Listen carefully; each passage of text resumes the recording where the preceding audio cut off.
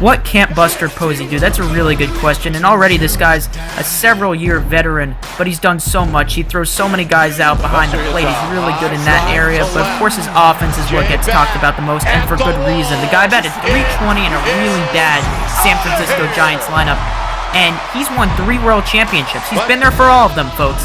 And it is not a coincidence that some of the best playoff performances in recent memory have all been caught by Buster Posey. This guy can do it behind the plate, he can do it at the plate, and man, is he one hell of a leader.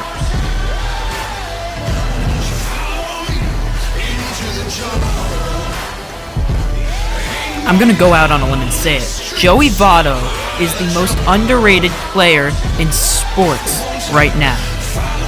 He's so underappreciated. And look at his consistency. Going back to 2009, he's had one season which his on-base percentage was below 400, and his on-base percentage that season, 390. The guy is ridiculously good, and unfortunately he's stuck on a bad rebuilding team in the Cincinnati Reds. He seems to be getting better with age though, and first base isn't exactly a taxing position to play, so maybe Joey Votto has a few more insanely productive years left in him. Either way you slice it, the guy is just remarkably good. And, in my opinion, the best hitter in Major League Baseball.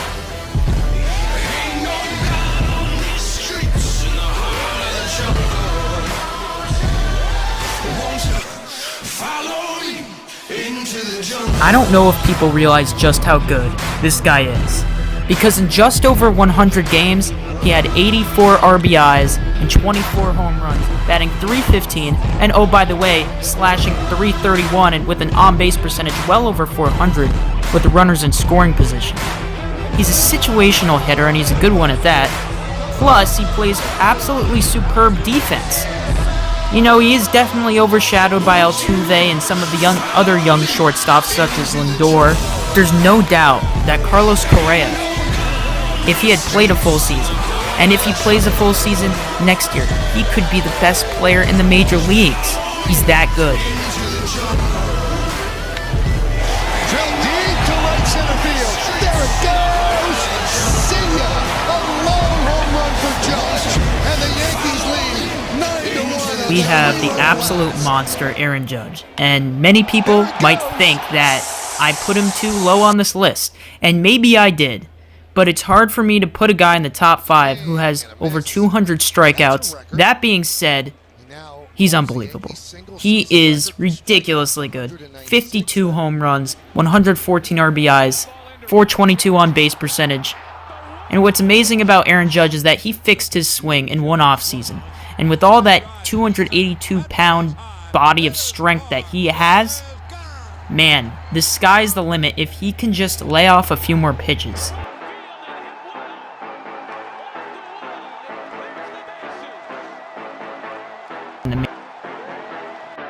The only thing that's ever held Giancarlo Stanton back has been injuries. And this year, for the first time since 2011, he was able to play 150 games or more. The results? Well, 59 home runs, 132 RBIs, and a .281 batting average. Unbelievable. The guy is an absolute stud, and consider this, he plays in Marlins Park, or at least he did, because he's probably going to get traded. Yeah, Giancarlo Stanton's pretty good. The only reason why he's not in the top 5, well, for that durability reason.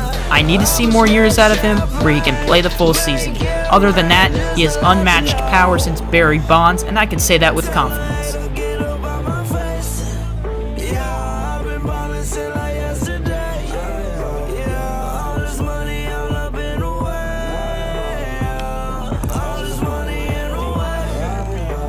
This is where it gets super challenging for me to rank players, because of the next 5, they could all easily be number 1.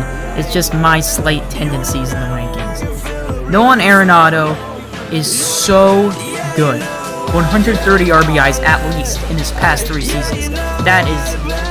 That's unbelievable. I mean, how many guys have ever done that? I'm not quite sure. But what I do know is that he's also won 3 Gold Gloves.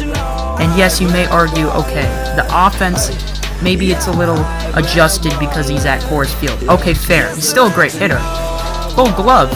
It's way harder to win a Gold Glove when you play at Coors Field. Think about it. The dirt there is way bouncier than anywhere else, and you've heard infielders complain about fielding there. But Nolan Arenado certainly makes it look very easy, and the 5-year veteran gets the number 5 ranking on this list. Ishikawa with the ball slicing into left center. Here comes Harper. He lays out. Did he make the... If we were ranking players based on their ability to throw helmets, then Bryce Harper would certainly not be in the top 10.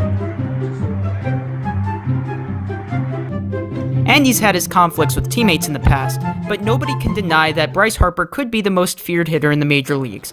I mean, in 2016, the dude hit .240 but still had an on-base percentage over .400. And it doesn't stop there. He has one of the best arms in the major leagues, he can steal an occasional base, and he leads one of the very best teams in the major leagues, albeit not in the playoffs. He doesn't make mistakes. The guy doesn't make any mistakes. He wins Gold Gloves, he goes to every All-Star game, he's always top 3 in MVP voting, and oh yeah, he's obviously going to get the Silver Slugger as well. And what he did this season was by far the most impressive thing he's ever done.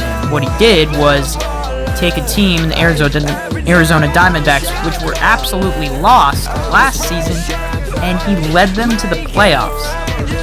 So, he's a team-leading player. He's a game changer. He's a franchise changer. Therefore, he's a top 3 player.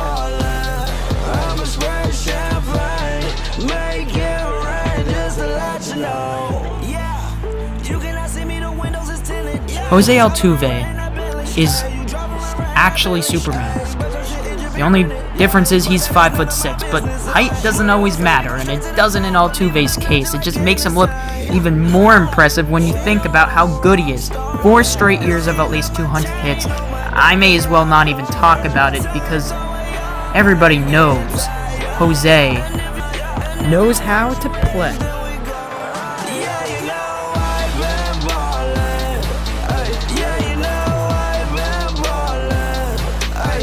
If there were a LeBron James of the major leagues, it would definitely be Mike Trout.